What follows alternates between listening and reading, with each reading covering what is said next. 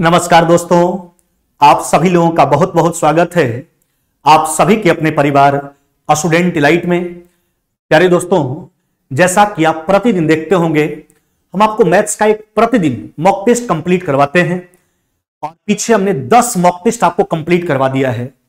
जो भी प्यारे बच्चे अभी चैनल से नए जुड़े हैं तो सबसे पहले तो चैनल को आप सब्सक्राइब कर लीजिए और प्लेलिस्ट में जाकर के उन सारे मॉक टेस्ट का रिवीजन कर लीजिए। जितना मॉक टेस्ट हमने आपको कंप्लीट करवाया है, 10 मॉक टेस्ट हो चुका है, आज 11वां मॉक टेस्ट हम लेकर आपके बीच आए हैं। और इन सारे मॉक टेस्ट का जो क्वेश्चन है वह उन सारे एग्जाम को ध्यान में रख करके तैयार कर रहे हैं, चाहे वह झारखंड से संबंधित कोई भी एग्जाम हो, बिहार से संबंधित कोई भी एग्जाम हो, एसएससी जीडी हो, यानी अदरवाइज किसी भी स्टेट का एग्जाम होगा। समझिए, मैथ्स का जो सेट आपको हम कंप्लीट करवा के दे रहे हैं ना, वह सभी एग्जाम में आपके लिए काफी ज्यादा फायदेमंद साबित होने वाला है। चलिए, और कल कुछ बच्चों का कमेंट भी आया था, तो उस कमेंट को भी हम ध्यान में रख करके आज का मॉक टेस्ट तैयार किए हैं। इसलिए कमेंट में कोताही ना बरते, कमेंट करके जरूर अपना विचार रखें, अपने बात को मेरे पास रखें, ताकि उसके अनुरूप हम कार्य कर सकें। और वीडियो को लाइक करना भी नहीं भूलिए, ताकि उससे हम लोग का मनोबल बढ़ता है। लाइक कीजिए और कमेंट के माध्यम से अपने बात को रखिए, और उसके अनुरूप फिर से हम अगला मॉक टेस्ट और बेहतर ढंग से तैयार करके आपके बीच, है ना, हम आपको देंगे। चलिए आते हैं मॉक टेस्ट नंबर 11 का शुरुआत कर लेते हैं। देखिए पहला प्रश्न क्या कहता है। कहता है पेड़ का ऊपरी हिस्सा जो है, ध्यान दीजिएगा, हवा से इस प्रकार टूट जाता है कि पेड़ का सिरा क्षैतिज के साथ, क्षैतिज मतलब धरातल के साथ 45 डिग्री का कोण बनाता है। यदि पेड़ की ऊंचाई 30 फीट है तो पेड़ जमीन से कितनी ऊंचाई, यानी कितनी ऊंचाई पर से टूटा है। देखिए एक बात समझिए, देखिए कितना आसान तरीका से आपको समझा देते हैं। जैसे एक पेड़ समझ लीजिए, पेड़ है, अच्छा पेड़ यहां से टूट गया, यहां से पेड़ क्या हुआ, टूट गया। अब सिंपल सा बात समझिए कि जो भाग टूटा होगा मेरे भाई, वही नीचे आके झुका होगा। अच्छा ये देखिए, टूटा हुआ भाग नीचे आकर के झुक गया धरातल के साथ, और कोण कितना डिग्री का बना दिया मेरे भाई, कोण बना दिया, यह जो टूटा हुआ भाग है धरातल के साथ 45 डिग्री का। कितना डिग्री का बना दिया, 45 डिग्री का। अब देखिए क्या हमने बोला, इस बात को समझिए, जो भाग टूटा होगा वही भाग नीचे आके झुका होगा, यानी यह लंबाई और यह लंबाई आपस में क्या होगा, बराबर होगा। चलिए कोण को सेटिस्फाइड कर लेते हैं। tan 45 का मान 1, तो इसको भी एक रख लेते हैं, इसको भी एक रख लेते हैं ना। अच्छा तो इस स्थिति में हाइपोटेनस कितना हो जाएगा, कर्ण हो जाएगा आपका √2। अब देखिए अगर यह √2 है तो ऊपरी सिरा का लंबाई जो टूटा है उसका भी क्या हो जाएगा, √2। देखिए हमने अपने हिसाब से इसका ऊंचाई जो पेड़ का निकाला हुआ क्या है, √2 प्लस में 1 यूनिट। जबकि प्रश्न के हिसाब से पेड़ का ऊंचाई कितना दिया गया है मेरे भाई, प्रश्न के हिसाब से पेड़ का ऊंचाई दिया गया 30 फीट। कितना दिया गया मेरे भाई, 30 फीट। यह प्रश्न अकॉर्डिंग टू क्वेश्चन दिया गया, जबकि मेरे हिसाब से ऊंचाई कितना यूनिट है, √2 प्लस में 1 यूनिट। ध्यान दीजिएगा, तो √2 प्लस में 1 यूनिट बराबर हो गया आपका 30। हमको क्या कहता है, कहता पेड़ कितनी ऊंचाई पर से टूटा है, यही नीचे वाला भाग का ऊंचाई, कितना ऊंचाई पर से पेड़ टूट गया, यह ऊंचाई कितना यूनिट है, 1 यूनिट। तो 1 यूनिट का ही मान निकालना है, तो √2 प्लस 1 यूनिट बराबर 30, अतः 1 यूनिट निकालने के लिए मैंने भाग दे दिया। क्या करेंगे, अब देखिए इसका परमीकरण कर लीजिए, आप स्लाइड कर लीजिए, तो 30 इंटू, है ना, यह हो जाएगा √2 माइनस में कितना 1, नीचे तो a plus b into a minus b होगा, √2 का स्क्वायर 2, जबकि 1 का स्क्वायर 1, 2 में से 1 जाएगा 1। चलिए छोड़ दीजिए, लिखने की कोई आवश्यकता नहीं है, यही आपका रिजल्ट होगा, है ना। 30 इंटू √2 माइनस में 1 मीटर, नहीं मेरे भाई, 30 इंटू √2 माइनस में 1 मीटर। ऑप्शन नंबर क्या हो जाएगा आपका, बी नंबर आपका राइट आंसर है। चलिए अगला प्रश्न पर आते हैं। अगला प्रश्न देखिए क्या कहता है, प्रश्न संख्या दूसरा। यह जो देखिए कई दिन हम आपको प्रतिदिन लगभग आपको यह प्रश्न बताया करते हैं, 1/4, 1/28, 1/70 प्लस में डॉट डॉट डॉट 1/97। देखो मेरे भाई, हम बार बार बोलते हैं कि जब भी आप ऐसा नहीं कि बचपन जैसा हर बच्चा जैसा हरकत करना शुरू कीजिए और इसको लौसा निकाल के जोड़ना शुरू कर दीजिए, भैया बहुत समय लग जाएगा और वह संभव ही नहीं है कि आप बना पाइएगा वैसे। देखिए जब भी इस प्रकार का प्रश्न पूछा जाता है तो काम क्या करना है कि प्रत्येक के हर को, डिनोमिनेटर को 2 भाग में ऐसा तोड़ना है कि हर बार पहला का सेकंड उसके अगला का फर्स्ट हो जाए। नहीं, अच्छा 4 को क्या तोड़िएगा, 4 को लिखेंगे 1 गुना 4, लिखने तक 2 गुना 2 भी लिख सकते हैं, लेकिन आगे उस नियम का पालन नहीं हो पाएगा। देखिए 1 गुना 4, फिर 28 का जहां तक सवाल है इसको क्या लिखोगे मेरे भाई, 4 गुना 7। फिर देखिए 70 का जहां तक सवाल है, देखिए डिफरेंस समान है, 3 3 के डिफरेंस में जा रहा है, 7 गुना 10। इसी प्रकार से dot dot dot dot dot, है ना, लास्ट में क्या हो जाएगा, यह हो जाएगा आपका 97 गुना कितना हो जाएगा मेरे भाई, यह हो जाएगा आपका 100। हम यहां पर आप देखिए, हमने जो बात बोला क्या वो उस नियम का पालन हो रहा है? हमने आपको बोला है कि हर बार पहला का सेकंड उसके अगला का फर्स्ट हो। देखिए पहला का सेकंड 4, अगला का फर्स्ट, इसका 7, इसका फर्स्ट 7 हो गया। इसी प्रकार से 3-3 के डिफरेंस पर लास्ट में टूट जाएगा 97 गुना 100।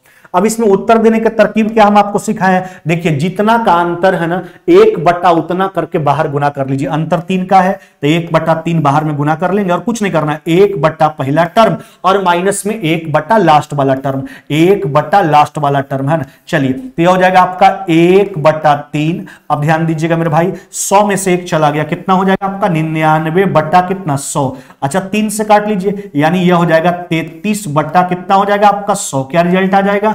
33 बटा 100 मेरे भाई, है ना, 33 बटा 100। चलिए ऑप्शन नंबर ए हो जाएगा। जो अंतर है ना दोनों गुणनखंडों के बीच में, उससे 1 बटा उतना करके बाहर में गुना कीजिए और फिर इंटू 1 बटा पहला टर्म माइनस में 1 बटा लास्ट वाला टर्म। अगर अंतर 2 का होता तो 1/2 से गुना करते, अंतर 1 का होता तो कुछ भी लिखने की आवश्यकता नहीं, क्योंकि 1/1 तो 1 ही रह जाता है। बस डायरेक्ट उत्तर 1 बटा पहला माइनस में 1 बटा लास्ट वाला टर्म। अगला प्रश्न पर आइए, प्रश्न संख्या 3। देखिए तीसरा क्या कहता है? कहता ए और बी जो है क्रम से 11 सेंटीमीटर और 6 सेंटीमीटर है ना कि त्रिज्या वाले दो वृत्तों के केंद्र हैं। ए और बी क्या है? सेंटर है दोनों वृत्त का, जिसका रेडियस 11 सेंटीमीटर है और 6 सेंटीमीटर है। पीक्यू वृत्त की उभयनिष्ठ अनुस्पर्श रेखा है ना। यदि ए बी बराबर 13 सेंटीमीटर है तो पीक्यू का लंबाई, देखिए सबसे पहली बात स्पर्श रेखा करते हैं। स्पर्श रेखा मेरे भाई 2 प्रकार का हुआ करता है। एक होता है आपका डायरेक्ट कॉमन टेंजेंट। क्या होता है? डायरेक्ट कॉमन टेंजेंट, जिसको हिंदी में कहा जाता है अनुस्पर्श रेखा या सीधी स्पर्श रेखा। अनुस्पर्श रेखा या सीधी स्पर्श रेखा, इसका लंबाई जो होता है ना मेरे भाई, वह होता है आपका d² है ना, माइनस में r माइनस r का होल स्क्वायर। यह किसका लंबाई है? अनुस्पर्श रेखा या सीधी स्पर्श रेखा, जो सीधा खींचा जाता है। और एक होता है आपका ट्रांसवर्स कॉमन टेंजेंट। क्या होता है? ट्रांसवर्स कॉमन टेंजेंट, जो क्रॉस खींचा जाता है। इसको हिंदी में कहा जाता है अनुप्रस्थ स्पर्श रेखा, और इसका लंबाई क्या होता है? यह होता है आपका √d² माइनस में r प्लस r का क्या हो गया आपका होल स्क्वायर। नहीं, यही दो प्रकार का स्पर्श रेखा होता है। एक डायरेक्ट कॉमन टेंजेंट, जिसको हिंदी में अनुस्पर्श रेखा या सीधी स्पर्श रेखा कहा जाता है, उसका लंबाई √d² माइनस में r माइनस r का होल स्क्वायर। जबकि जो क्रॉस खींचा जाता है उसको ट्रांसवर्स कॉमन टेंजेंट, हिंदी में अनुप्रस्थ स्पर्श रेखा, और उसका लंबाई √d² माइनस में r प्लस r का होल स्क्वायर। अब देखिए प्रश्न पे आते हैं, देखिए समझिए बात को। ए और बी जो है दो वृत्तों के केंद्र, जिसका रेडियस 11 और 6 है, और दोनों के केंद्र के बीच का दूरी मात्र 13 सेंटीमीटर है। अच्छा स्पर्श भी करेगा तो केंद्र का डिस्टेंस 13 हो रहा है। इसको दोनों वृत्त एक दूसरे को प्रतिच्छेद कर ले रहा है। चलिए, यानी दोनों वृत्त क्या कर रहा है? एक दूसरे को प्रतिच्छेद कर रहा है, तभी यह स्थिति संभव है। यही है। अब देखिए दोनों के केंद्र के बीच का दूरी, एक का केंद्र ए था जबकि दूसरा का केंद्र क्या था? बी। दोनों के केंद्रों के बीच का दूरी कितना हो गया आपका? 13। अब देखिए ना, यह उभयनिष्ठ स्पर्श रेखा है और इस स्पर्श रेखा का नाम क्या दिया गया है? इस स्पर्श रेखा का नाम आपको दिया गया PQ, जो दोनों वृत्तों पर खींचा गया है। अब देखिए यहां एक वृत्त का जो रेडियस था आपका, वह एक का रेडियस था 11, जबकि दूसरा का कितना था मेरे भाई? 6। अब हमसे क्या कहता है? कहता है PQ का लंबाई बताइए। यही जो सीधा स्पर्श रेखा खींचा गया, जिसको अनुस्पर्श रेखा भी कहा जाता है। अभी हमने बोला ना, डायरेक्ट कॉमन टेंजेंट का लंबाई जो होता है √d², दोनों के केंद्र के बीच का दूरी कितना हो गया आपका? 13 का स्क्वायर माइनस में r माइनस r का होल स्क्वायर, 11 माइनस 6 का होल स्क्वायर। अब देखिए मेरे भाई, तो यह हो जाएगा 169 में से 25 चला जाएगा। इसे भी 5 12 13 आप समझते हैं, तो 169 में से 25 चला जाएगा, 144 का कितना हो जाएगा आपका? 12 सेंटीमीटर। क्या हो जाएगा? 12 सेंटीमीटर आपका राइट आंसर है। यही आपसे पूछा गया था, है ना, कि PQ का लंबाई बताइए। PQ है क्या? PQ जो है डायरेक्ट कॉमन टेंजेंट है, यानी सीधी स्पर्श रेखा है, अनुस्पर्श रेखा है। 12 सेंटीमीटर आपका राइट आंसर होगा मेरे भाई। ऑप्शन नंबर हो जाएगा आपका सी नंबर आपका राइट आंसर है।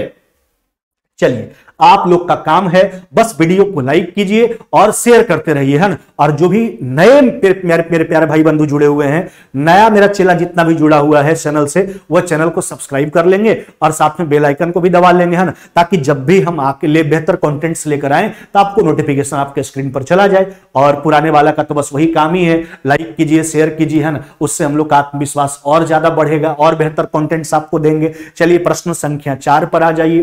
कहता 12 पारियों के बाद एक बल्लेबाज का प्रति पारी औसत स्कोर कितना था? 55। अच्छा मेरे भाई एक बात सोचिए, कोई भी बल्लेबाज होता है, क्रिकेट आप देखते होंगे, तो उसका रन बनाने का कुछ ना कुछ औसत होगा, चाहे वो महेंद्र सिंह धोनी हो, खेल चुके हैं पहले, वर्तमान में विराट कोहली हो, किसी भी बल्लेबाज का आप उठा के देखिए ना, उसका रन बनाने का कुछ ना कुछ औसत हुआ करता है।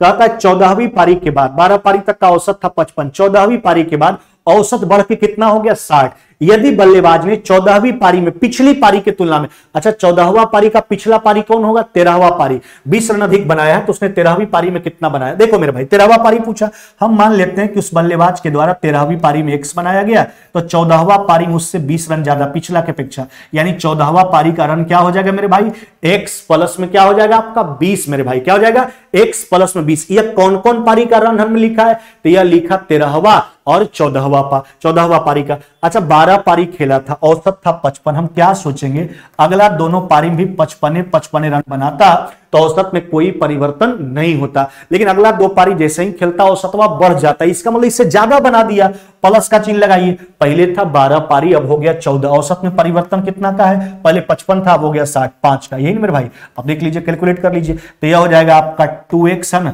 और प्लस में हो गया आपका 20 बराबर में 110 और 70, यह हो जाएगा आपका 180, तो यह हो जाएगा 2x बराबर में कितना 160। अतः x का मान कितना हो जाएगा मेरे भाई, x बराबर हो जाएगा आपका 80, और x एक्चुअली था क्या, यह 13वीं पारी का रन था, यही पूछा गया था, जिसको हमने x के रूप में निरूपित किया था, 80 हो जाएगा। ऑप्शन नंबर क्या हो जाएगा C, यानी वह बल्लेबाज जो है 13वीं पारी में कितना बनाया, तो 80 रन बनाया मेरे भाई, है ना, 80 रन। चलिए अगला प्रश्न पर आते हैं, प्रश्न संख्या 5वां की ओर, है ना। देखिए क्या कहता है, यहां P का मान दिया गया, किसका मेरे भाई, P का। क्या दिया है P का मान, P का मान है 1/√6 माइनस में क्या है आपका √5। अच्छा इसको क्या करोगे आप, इसको तो रेशनलाइज कर लीजिए। अच्छा करेंगे यानी परमेकरण करेंगे तो यह हो जाएगा √6 प्लस में कितना √5, नीचे तो आपका a plus b into a minus b हो जाएगा, 6 में से 5 जाएगा 1 हो जाएगा। जबकि 1/p का मान निकालिए, तो 1/p यानी p का इनवर्स कर लीजिए, 1/√6 प्लस में √5। अब इसको रेशनलाइज करेंगे तो यह हो जाएगा √6 माइनस में कितना हो जाएगा आपका √5। चलिए ध्यान दीजिएगा, अब दोनों को जो है कि क्या कीजिए, जोड़ लीजिए, तब p प्लस में 1/p है ना, बराबर में देखिए √6 कितना, √5 तो कट जाएगा, ये हो जाएगा आपका 2 कितना हो गया आपका 6। स्क्वायर का मामला है, ध्यान दीजिएगा, तो देखिए p² प्लस में 1/p² बराबर कुछ नहीं करना है, राइट साइड का स्क्वायर करके 2 क्या करना है मेरे भाई, घटा लेना है। राइट साइड का स्क्वायर करके 2 घटा लेना है, क्यों, क्योंकि 2ab में 2 ही बचेगा, p और 1/p तो कैंसिल हो जाएगा। देखिए 2 का स्क्वायर 4 और 6, 24 में से 2 चला जाएगा, आपका रिजल्ट कितना हो जाएगा 22। यही p² प्लस में 1/p² का मान है 22। ऑप्शन नंबर क्या हो जाएगा आपका ए नंबर मेरे भाई, क्या हो जाएगा आपका उत्तर ए नंबर आपका राइट आंसर है ना, ए नंबर। देखिए अगर x प्लस 1/x का मान देता है ना, तो रिजल्ट लाने के लिए जितना बार वर्क करना पड़ता है, प्रत्येक बार वर्क करके केवल 2 घटाते हैं। ऐसा क्यों मेरे भाई, क्योंकि आप उसका वर्क करोगे तो 2ab में x और 1/x तो कैंसिल हो जाता है, तो वही +2 जाके -2 होता है। अगर माइनस का केस होता है तो राइट साइड जाके प्लस हो जाता है, क्योंकि माइनस में 2ab का -2 बचेगा, जो दाहिना तरफ जाके +2 हो जाएगा। आगे बढ़ जाते हैं अगला प्रश्न पर, प्रश्न संख्या 6। देखिए अभी हमने चर्चा किया था सीधी स्पर्श रेखा, जिसको अनुस्पर्श रेखा कहा जाता है, उसको अंग्रेजी में डायरेक्ट कॉमन टेंजेंट कहा जाता है। उसका लंबाई हमने आपको बताया था √d² माइनस में r का होल स्क्वायर। जो क्रॉस खींचा जाता है उसको कहा जाता है ट्रांसवर्स कॉमन टेंजेंट यानी अनुप्रस्थ स्पर्श रेखा, और उसका लंबाई होता है √d² माइनस में r का होल स्क्वायर। अभी क्या कहता है, 25 सेंटीमीटर 9 सेंटीमीटर त्रिज्या वाले 2 वृत्त एक दूसरे को बाह्य रूप से स्पर्श करता है। देखिए 25 सेंटीमीटर त्रिज्या वाला और 9 सेंटीमीटर त्रिज्या वाला, यही बात है, 2 वृत्त एक दूसरे को क्या किया, स्पर्श किया। 2 वृत्त एक दूसरे को क्या किया, स्पर्श किया, यही बात है। अब देखिए दोनों के केंद्र के बीच का दूरी स्पर्श करता है, सिंपल सा बात है, तो केंद्र के बीच का दूरी तो खुद से आप निकाल सकते हैं। कैसे निकालेंगे, यह जो केंद्र के बीच का दूरी होगा वो होगा दोनों के त्रिज्याओं का योग, रेडियस का योग। तब 25 और 9 कितना हो गया आपका 34, यह कितना हो गया 34। अब देखिए एक स्पर्श रेखा खींची, यहां जब भी खींचा जाएगा आपका, तो यहां पर क्रॉस बोलते हैं, यह सीधा स्पर्श रेखा ही खींचा जाएगा। अनुस्पर्श रेखा ही क्रॉस कहां खींचिएगा आप, है ना, यह अनुस्पर्श रेखा ही खींचा जाएगा। और इस स्पर्श रेखा कहता है, इसी स्पर्श रेखा का लंबाई आपसे पूछा जा रहा है। चलिए इसी का लंबाई हम इसको मान लेते हैं पी और क्यू के रूप में, इसी का लंबाई आपको बताना है। चलिए एक का रेडियस कितना था, एक का रेडियस हो गया आपका 25 और जबकि दूसरा का रेडियस कितना हो गया आपका 9। यही पी क्यू का लंबाई बता दीजिए। तो कैसे निकालने के लिए सिखाएं, सीधी स्पर्श रेखा है, डायरेक्ट कॉमन टेंजेंट है, √d² यानी 34 का स्क्वायर है ना, माइनस में r माइनस r का होल स्क्वायर, दोनों के त्रिज्या का डिफरेंस का वर्ग, 25 और 9 का डिफरेंस कितना हुआ 16। चलिए 16 का स्क्वायर। तो इसको देखिए, ये नहीं कि अब इसको याद करना है, 34 का स्क्वायर 16 याद है तो ठीक है, बस इसको a स्क्वायर माइनस में b स्क्वायर पर तोड़िए। तो 34 16 कितना हो गया आपका 50 और एक बार घटाएंगे तो 18, 900 का कितना हो जाएगा आपका 30 सेंटीमीटर। यही आपका राइट आंसर है और यही आपसे पूछा गया था कि उभयनिष्ठ स्पर्श रेखा का लंबाई बताइए, यह 30 सेंटीमीटर हो जाएगा। क्या हो जाएगा 30 सेंटीमीटर, ऑप्शन नंबर ए मेरे भाई। क्या हो जाएगा 30 सेंटीमीटर, ऑप्शन नंबर ए। इसका चर्चा हम दूसरा प्रश्न या तीसरा प्रश्न पहले कर चुके हैं, तो आप वहां जाकर के रिवीजन भी कर सकते हैं। हमने बताया स्पर्श रेखा दो प्रकार का होता है, एक सीधा स्पर्श रेखा जिसको अनुस्पर्श रेखा भी कहा जाता है, अंग्रेजी में उसको डायरेक्ट कॉमन टेंजेंट कहा जाता है, उसका लंबाई होता है √d² माइनस में r माइनस r का होल स्क्वायर। जो क्रॉस खींचा जाता है उसको अनुप्रस्थ स्पर्श रेखा कहा जाता है या तिरछी स्पर्श रेखा भी कहा जाता है, उसको अंग्रेजी में ट्रांसवर्स कॉमन टेंजेंट कहा जाता है और उसका लंबाई होता है √d² माइनस में r प्लस r का होल स्क्वायर। चलिए प्रश्न संख्या 7 पर आ जाइए। क्या कहता है सुनिए, कहता है बड़ा प्रश्न दिख रहा है, हड़बड़ाना नहीं है। एक रेलगाड़ी बस से 50% अधिक चाल से चलती है। देखिए स्पीड, पहले देखिए बात समझिए, रेलगाड़ी का स्पीड जो है ना वह बस से 50% क्या है ज्यादा है।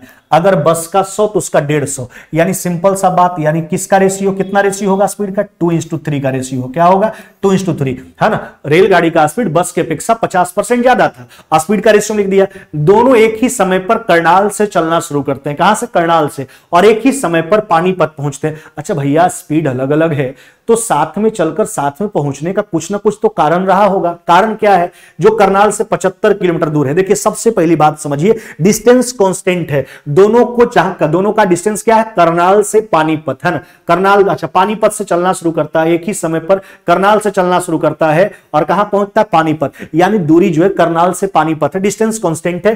टाइम इसका इनवर्स हो जाएगा, टाइम क्या हो जाएगा मेरे भाई 3 कितना हो जाएगा 2। अच्छा दोनों का स्पीड अलग अलग है, रेलगाड़ी का स्पीड बस के अपेक्षा ज्यादा है, एक साथ चलने के बाद एक साथ पहुंचता, उसका कुछ ना कुछ तो कारण होगा। कारण समझिए, दूरी 75 किलोमीटर का है, कारण यह है रेलगाड़ी का स्टेशन पर लगभग जो है 12.5 मिनट के लिए क्या हो जाता है, रुक जाता है।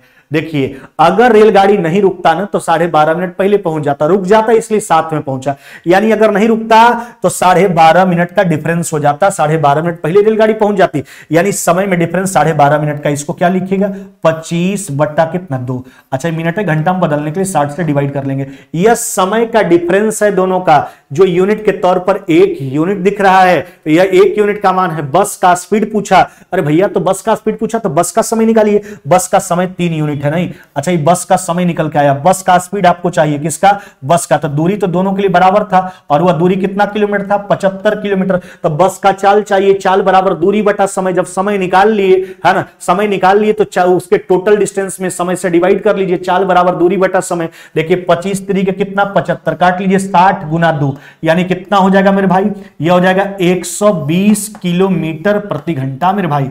यही बस का स्पीड है 120 किलोमीटर प्रति घंटा। तो बड़ा प्रश्न देख के हड़बड़ाने की कोई आवश्यकता नहीं है, एकदम बोले ना बिल्कुल आसान तरीका से आपको सिखा देंगे। 120 किलोमीटर प्रति घंटा हो जाएगा बस का स्पीड। हाँ अगर रेलगाड़ी का भी स्पीड पूछता तो रेलगाड़ी का समय निकालते, डिस्टेंस दोनों के लिए बराबर था, 75 को ऊपर में रख करके हम निकाल लेते रेलगाड़ी का चाल। चलिए अगला प्रश्न आ जाइए, प्रश्न संख्या 8वां।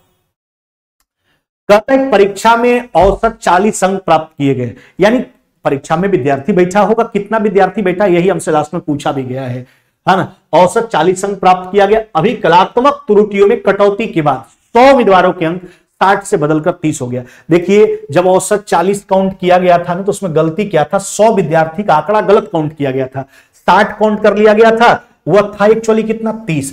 जब उसका करेक्शन हुआ तो 100 उम्मीदवार जो 60 लिखा गया, 60 जिसको औसत काउंट किया गया है, जिसका आंकड़ा 60 काउंट किया गया, वो एक्चुअली हो कितना गया 30। अब हमसे क्या कहता है, जैसे ही घटा 100 का आंकड़ा, परिणाम स्वरूप औसत 35 हो गया। अच्छा औसत 35 हो गया, औसत पहले कितना था 40, अब 35 हो गया। औसत कम हो गया, औसत कम होने का मतलब क्या हुआ, हर विद्यार्थी का अंक घट गया, जितना भी विद्यार्थी है वहां कितना घट गया 5।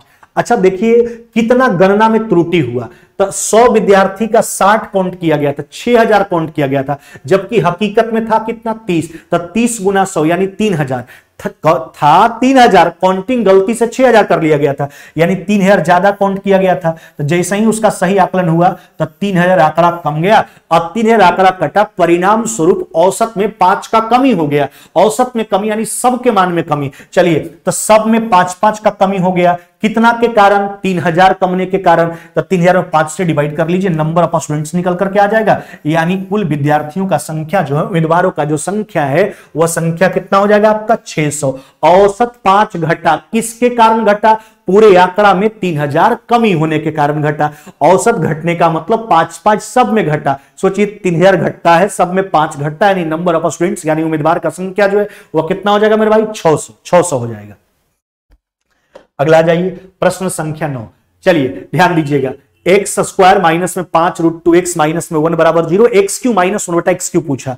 हाँ मेरे भाई, एक्स क्यू माइनस 1 बटा एक्स क्यू के लिए हमेशा आपको x माइनस 1 बटा एक्स चाहिए, तो हम क्या करेंगे, इसमें x से डिवाइड करते हैं। x से डिवाइड कीजिएगा तो यह हो जाएगा x, यह हो जाएगा माइनस में 1 बटा एक्स, और यह देखिए इसको डिवाइड करेंगे उधर भेज देंगे तो पॉजिटिव हो जाएगा, या कितना हो जाएगा 5 रूट कितना 2। अच्छा देखिए अब जहां तक एक्स क्यू माइनस में 1 बटा एक्स क्यू का सवाल है, हाँ मेरे भाई याद रखिएगा, एक्स क्यू माइनस में 1 बटा एक्स क्यू बराबर होता है एक्स माइनस 1 बटा एक्स का होल क्यूब। हाँ माइनस है तो +3 इंटू एक्स माइनस 1 बटा एक्स, यही होता है मेरे भाई। अब देखिए मान का प्रयोग कर लीजिए। अच्छा एक्स माइनस 1 बटा एक्स का मान कितना चला, 5 रूट 2 का होल क्यूब। हाँ मेरे भाई प्लस में 3 गुना, यह हो जाएगा 5 रूट कितना हो जाएगा 2। चलिए कैलकुलेट कर लेते हैं। देखिए 5 का क्यूब 125 और रूट 2 का क्यूब 2 रूट 2, 125 गुना 2 यानी 250 रूट 2, और यह हो गया 15 रूट 2, 250 और 15 यानी कितना हो जाएगा, यह हो जाएगा 265 रूट 2। कितना मेरे भाई 265 रूट 2 आपका राइट आंसर क्या हो जाएगा 265 रूट 2, ऑप्शन नंबर ए मेरे भाई। हमने आपको बताया, ध्यान रखिएगा कि अगर आपको एक्स क्यू प्लस 1 बटा एक्स क्यू चाहिए ना, तो उसके लिए सदैव हमको मान क्या चाहिए, एक्स प्लस 1 बटा एक्स का। जबकि अगर एक्स क्यू माइनस 1 बटा एक्स क्यू अगर आपको निकालना हो तो उसके लिए हमेशा चाहिए हमको एक्स माइनस 1 बटा एक्स का मान। एक्स क्यू प्लस 1 बटा एक्स क्यू बराबर होता है एक्स प्लस 1 बटा एक्स का होल क्यूब, प्लस है तो -3 इंटू एक्स प्लस 1 बटा एक्स, जबकि एक्स क्यू माइनस 1 बटा एक्स क्यू बराबर होता है एक्स माइनस 1 बटा एक्स का होल क्यूब, माइनस है तो +3 इंटू एक्स माइनस 1 बटा एक्स, जैसा कि हमने आपके सामने प्रदर्शित भी कर दिया है। अगला प्रश्न पर आ जाइए, प्रश्न संख्या 10। कहते हैं दुकान का मालिक वस्तुओं का मूल्य 20% अधिक अंकित करता है नहीं, और 10% छूट देता है। जब उसने वस्तुओं को बेचा तो गलती से उसका वजन 1 किलोग्राम की जगह 1100 ग्राम हो। देखिए बात समझिए, लॉजिक समझिए इसका। हम ही दुकानदार हैं, हमने पहले से माइंड में एक बात समा रखा है कि कैसे वस्तु को बेचना है। उसका स्थिति यह है कि हम चाहते हैं कि अपना कीमतवा 20% बढ़ा दें, और जब ग्राहक आए ना तो 10% का डिस्काउंट दे दें। तो समझिए बढ़ा लेंगे तो ग्राहक को लगेगा, ग्राहक को कि हमको डिस्काउंट तो मिल गया, हम लाभों कमा लेंगे, दोनों परिस्थिति हो जाएगा।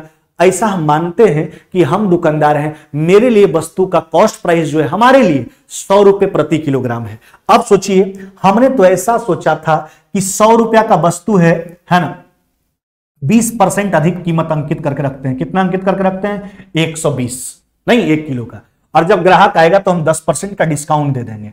लेकिन एक्चुअली होता क्या है, हम गलती से हमको वजन करना था 1 किलोग्राम, हमने कर दिया 1100 ग्राम, 100 ग्राम ज्यादा दे दिए भाई। तो हम तो माइंड में सोच रखे थे कि हम उसको दे रहे हैं 100 रुपया का सामान, हिसाब किताब ऐसे लगा रखे थे, लेकिन गलती से हमने 1100 ग्राम दिया, यानी 110 रुपया का सामान उसको दे दिया नहीं, और विक्रय मूल्य तो हमको यही मिला। ध्यान दीजिएगा, इस स्थिति में सेलिंग प्राइस यानी 108 हुआ, यानी इसको जो है 110 का सामान 108 में बेचना पड़ रहा है, उसके थोड़ा सा गलती की वजह से उसने गलती किया, देना था 1 किलोग्राम, दे दिया 1100 ग्राम, यानी यहां लॉस होगा। क्या होगा दुकानदार को? लॉस। कितना का लॉस हो रहा है? 2 का। कहां से? 110 से। 2 जो है 110 का कितना प्रतिशत है? चलिए 20/11, यानी एक बार में लगा दीजिए, यानी 1.8%, यही है अप्रोक्सीमेट 1.8%। ऑप्शन नंबर डी मेरे भाई, ये आपका राइट आंसर होगा, 1.8% है ना। चलिए अगला प्रश्न पर आ जाइए, प्रश्न संख्या 11।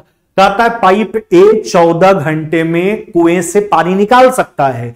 हाँ, ए देखिए निकालने का मतलब खाली करने वाला है, और इसका पर्सनल टाइम कितना है? 14 घंटा में पानी निकाल सकता है, खाली कर सकता है कुआं को। जबकि पाइप बी प्रति घंटा 15 लीटर पानी बाहर निकालता है। देखिए बी का पर्सनल टाइम, यह भी निकासी नल ही है, लेकिन इसका पर्सनल, यह जो है पाइप का, यह भी निकासी पाइप है, इसका पर्सनल टाइम नहीं देकर के इसका दर दिया गया निकालने का। यदि दोनों को एक साथ खोल दे, चाहे वह ए हो, है ना, और चाहे बी हो, तो उस परिस्थिति में, है ना, कुआं खाली होने में जो समय लगता है वह समय कई घंटा लगता है? 10 घंटा। चलिए कुआं का कैपेसिटी इफिशियंसी कितना हो जाएगा? 70। इफिशियंसी देखिए यह हो जाएगा -5, या कितना हुआ? 7। अब हम यह निकालते हैं, पहले देखिए जब भी टंकी का धारिता पूछा जाए, यहां कुआं है केवल, तो जब भी क्षमता संबंधित प्रश्न पूछा जाता है तो प्रश्न में एक बात ध्यान रखिएगा, इस प्रकार के प्रश्नों में किसी एक नल का, चाहे पाइप हो चाहे नल हो, उसका भरने का दर या खाली करने का दर दे दिया जाता है। तो जिसका दर देता है उसका पर्सनल टाइम, यानी बी का पर्सनल टाइम निकालेंगे। यह जो है अकेले कुआं को कितना देर में खाली करेगा? अच्छा देखिए इसका 1 घंटा का काम देखिए, ए अकेले कितना खाली करता है? 5, जबकि बी और ए और बी दोनों मिलकर 7। इसका मतलब बी कितना खाली करता है? घंटा में 2, यानी बी को अकेले कुआं खाली करने में 35 घंटा लगेगा। कितना लगेगा? 35 घंटा। आपसे कुआं का धारिता पूछा, अरे भैया बी जो है हर घंटा 15 लीटर पानी बाहर निकालता है और 35 घंटा में पूरा खाली करता है, तो 35 से गुना कर लीजिए। चलिए 350 और 175 नहीं, तो 350 और 175 कितना हो जाएगा आपका? यह हो जाएगा 525 लीटर। कितना मेरे भाई? 525 लीटर हो जाएगा। 350 और 100 कितना हो गया? 75, यानी 525 लीटर। ऑप्शन नंबर सी आपका राइट आंसर हो जाएगा। क्या हो जाएगा मेरे भाई? ऑप्शन नंबर सी जो है वो आपका बिल्कुल राइट आंसर है। कुएं का क्षमता आपसे पूछा गया, कुआं का क्षमता जो हो जाएगा वह हो जाएगा 525 लीटर। कितना मेरे भाई? 525 लीटर हो जाएगा कुआं का क्षमता। आगे बढ़ते हैं अगला प्रश्न पर, प्रश्न संख्या 12। अच्छा 12 सोचिए क्या कहता है। कहता है लकड़ी के बक्से का भाग 20 सेंटीमीटर, 12 सेंटीमीटर, 10 सेंटीमीटर है। लकड़ी की मोटाई 1 सेंटीमीटर। बॉक्स के बनाने के लिए उपयोग किए जाने वाले लकड़ी का आयतन पूछा गया। अच्छा एक बात बताइए, सिंपल सा बात है, जैसे आप जिस कमरा में रह रहे होंगे वह भी समझिए घनावाकार ही होगा या घनाकार होगा, दो ही स्थिति बनता है। अब सिंपल सा बात सोचिए, अगर हमको दीवार का आयतन चाहिए, यहां लकड़ी का आयतन, अगर हमको दीवार का आयतन चाहिए तो क्या कीजिएगा? उस कमरा के बाहरी डायमेंशन को लेना है, चाहे वह लंबाई हो, चाहे वह चौड़ाई हो, चाहे वह ऊंचाई हो, और पूरा का आयतन निकाल करके बीच में खाली भाग के आयतन को घटाएंगे, दीवार का आयतन बच जाएगा। यही बात यहां है। चलिए तो बक्सा का बाहरी डायमेंशन 20 गुना 12 गुना कितना? 10। अब इसमें खाली वाला भाग को घटाएंगे, है ना। इसका लकड़ी का मोटाई 1 है तो लंबाई 1 उधर से भी घटाइए, इधर से भी घटाइए, 1 1 2 घटेगा, यानी 20 में से 2 गया कितना? 18। चौड़ाई में भी 2 घटाइए क्योंकि मोटाई 2 1 दोनों तरफ से घटेगा, एक मोटाई 1 सेंटीमीटर है ना, तो यह 2 घटेगा, यह हो जाएगा 10। ऊंचाई कितना है भाई? ऊंचाई है 10, 2 घटा लीजिए, यह हो जाएगा 8। यही तो है, तो यह हो जाएगा आपका 2400 है ना, माइनस में 1440, यानी 560 और 400, यह कितना हो जाएगा? 960 सेंटीमीटर क्यूब। कितना मेरे भाई? 960 सेंटीमीटर क्यूब। यही आपसे पूछा गया था कि लकड़ी का आयतन बता दीजिए। लकड़ी का आयतन हो जाएगा 960 सेंटीमीटर क्यूब मेरे भाई, है ना, 960 सेंटीमीटर क्यूब। हमने क्या किया? तब पूरे समझिए लकड़ी सहित पूरे उस बक्सा का आयतन में बीच वाला खाली भाग का आयतन घटा दिया, लकड़ी का आयतन निकल करके आ गया। अगला प्रश्न, प्रश्न संख्या 13। अजीत और शुभम, चर्चा किसका है? अजीत का है और शुभम का है। दोनों के वर्तमान आयु का रेशियो कितना है? 7 अनुपात कितना है? 8 है। कहता 10 वर्ष पहले उसका रेशियो कितना था, 9:11। देखिए ऊपर चर्चा वर्तमान का है, अभी जो जिक्र है 10 साल पहले का है। अरे भैया वर्तमान से 10 साल पहले जानेंगे, दोनों में 10-10 साल घटाएंगे, और जब समान राशि जोड़ते घटाते हैं इन परिस्थितियों में अंतर को बराबर किया करते हैं। किसको, अंतर को। बस देखिए एज का 99% प्रश्न इसी लॉजिक पे आधारित होता है, या तो 10 साल आगे जाएगा, 5 साल आगे जाएगा, 10 साल पीछे जाएगा, 5 साल पीछे जाएगा, 4 साल पीछे जाएगा, समान लॉजिक। यही लॉजिक पे एज का 99% सोल्व हो जाएगा प्रश्न आपको। कौन लॉजिक, जब समान राशि जोड़ेंगे घटाएंगे तो अंतर को बराबर करेंगे। चलिए इसको बराबर करने के लिए 2 से गुना कीजिए। चलिए 2 से गुना कर लेते हैं। अच्छा घटता कितना साल है यह देख लीजिए, यूनिट घटा 5, और घटता कैसे साल है मेरे भाई, घटता 10 साल है। कैसे साल घटता है, 10 साल। 10 साल जो घटा हुआ 5 यूनिट का मान है, 1 यूनिट का मान निकाल लीजिए। क्या पूछा, उसकी वर्तमान आयु का, जो वर्तमान ऊपर था गुना करने के बाद गुना वाला उठाना है, 14 16 कितना 30 यूनिट का मान आपको लेना है। चलिए 5 से 2 बार में, यानी 30 गुना 2 कितना हो जाएगा, 60 वर्ष। यह दोनों का वर्तमान आयु का योग है, किसका किसका, अजीत का और शुभम का, दोनों के वर्तमान आयु का योग है 60 वर्ष। ऑप्शन नंबर डी मेरे भाई क्या हो जाएगा, डी नंबर हो जाएगा, है ना। चलिए आगे बढ़ जाइए, प्रश्न संख्या 14। बस आपका काम है वीडियो को लाइक कीजिए और धकाधक शेयर करते रहिए और सारे बच्चों तक पहुंचाइए। आपके दोस्त में, आपके जान पहचान में जितने भी लोग हैं सभी लोग तक वीडियो शेयर कीजिए, ताकि सब लोग जो है इसका फायदा उठा पाए। अमन जो है 40% प्रति वर्ष की दर से जो है, ध्यान दीजिएगा, कहता चक्रवृद्धि ब्याज पर 10,000 रुपया उधार लेता है। यदि ब्याज अर्धवार्षिक रूप से संयोजित किया जाता है तो 1.5 वर्ष में। अच्छा 1.5 वर्ष का मतलब कितना महीना हुआ भाई, 12 अच्छो 18 महीना नहीं। कहता है 1.5 वर्ष के बाद भुगतान की जाने वाली धनराशि क्या, मिश्रधन पूछा है। अच्छा सोचिए 40% वार्षिक रेट है, छमाही कीजिएगा तो ये आधा हो जाएगा, 40 बट्टा कितना हो जाएगा 2, नहीं चलिए छमाही निकालिए, एक के बार निकाल लेते हैं।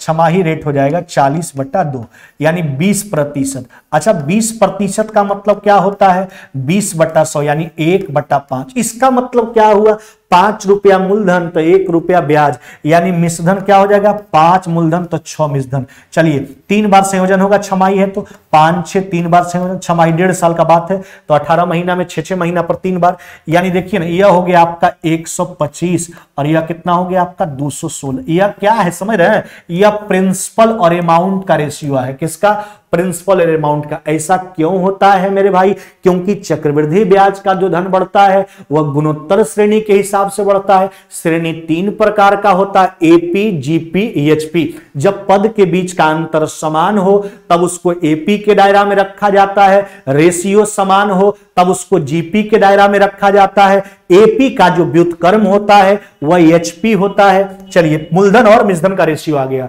प्रश्न के हिसाब से मूलधन कितना दिया गया था, वह दिया गया था 10,000। कितना दिया गया था, 10,000, जो 125 यूनिट का मान है। आपसे मिश्रधन पूछा, राशि कितना हो जाएगा, हो जाने का मतलब बात ही होता है मिश्रधन का।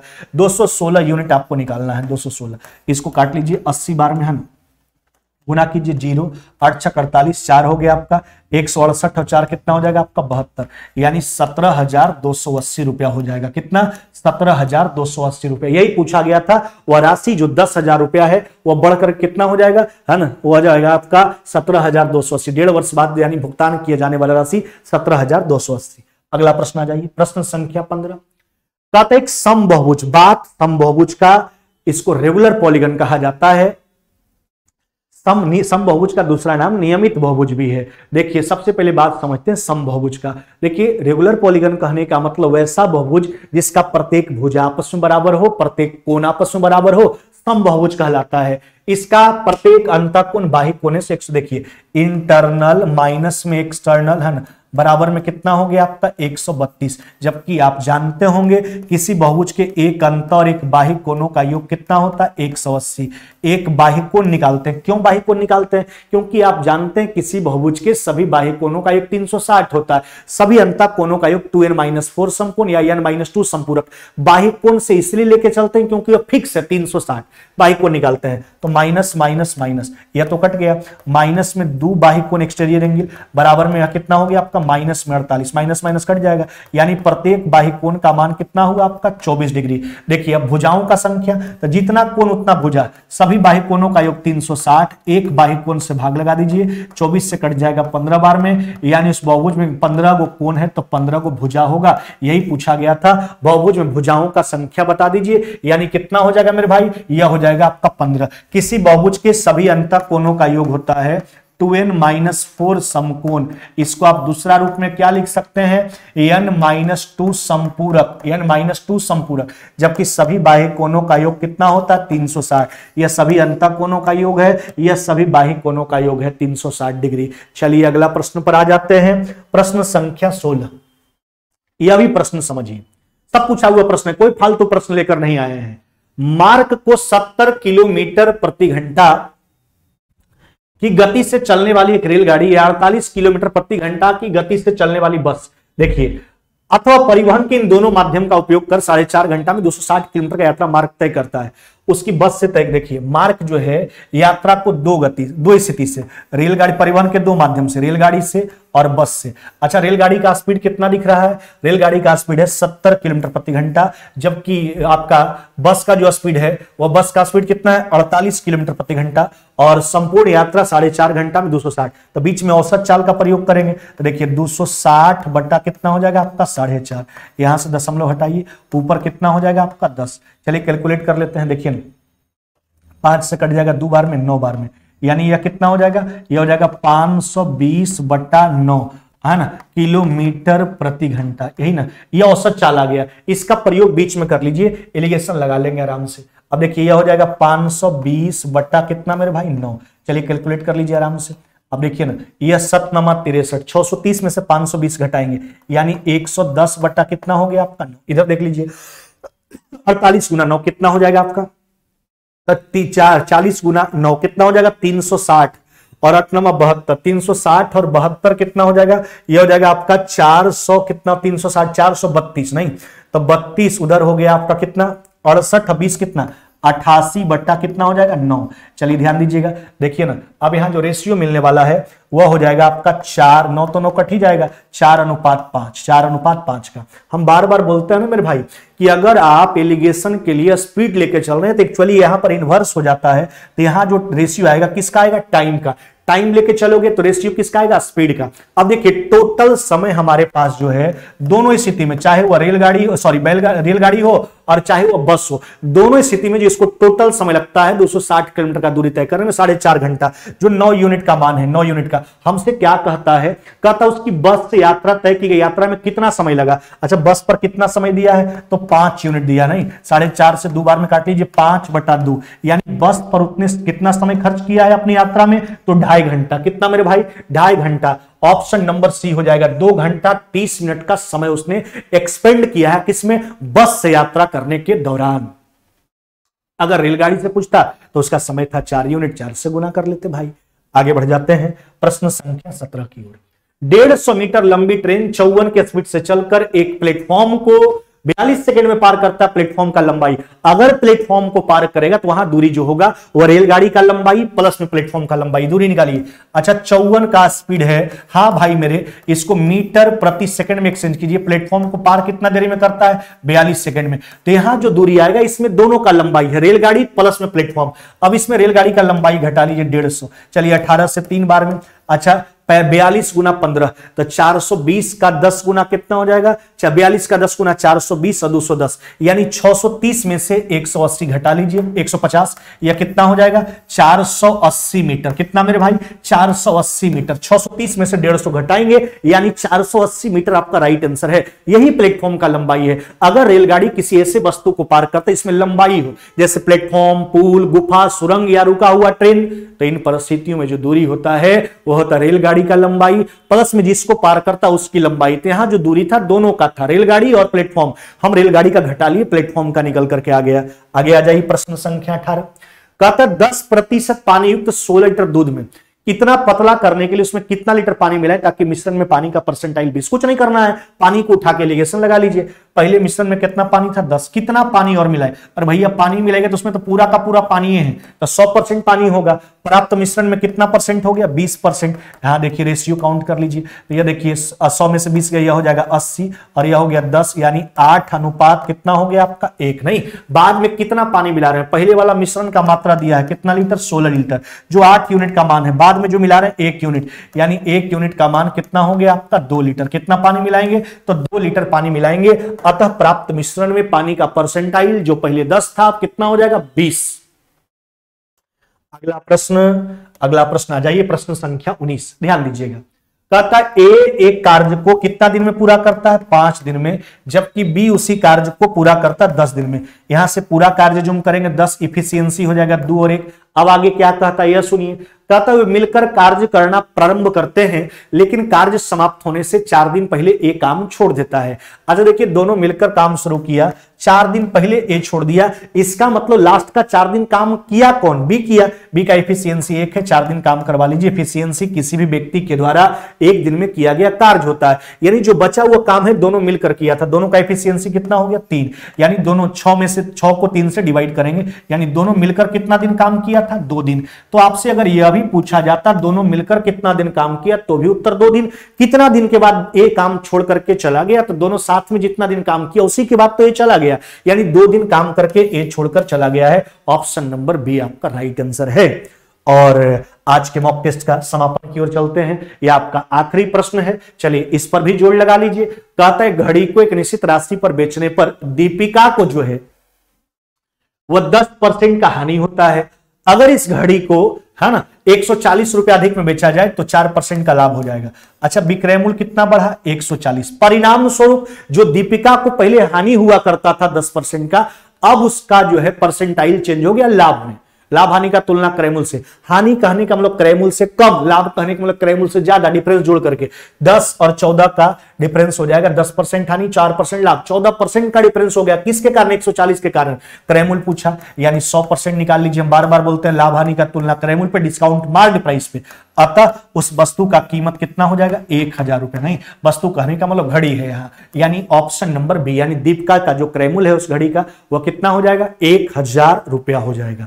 हमने पूरा का पूरा मॉक टेस्ट 11 आपको एकदम बिल्कुल सरल तरीका से, जोरदार तरीका से हमने आपको कंप्लीट करवा दिया।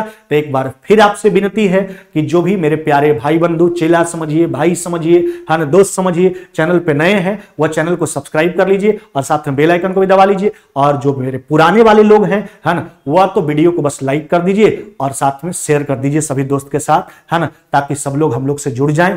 और आज फिलहाल इतना ही, फिर मुलाकात होगी नेक्स्ट वीडियो में, तब तक लेते हैं विदा। जय हिंद, जय भारत।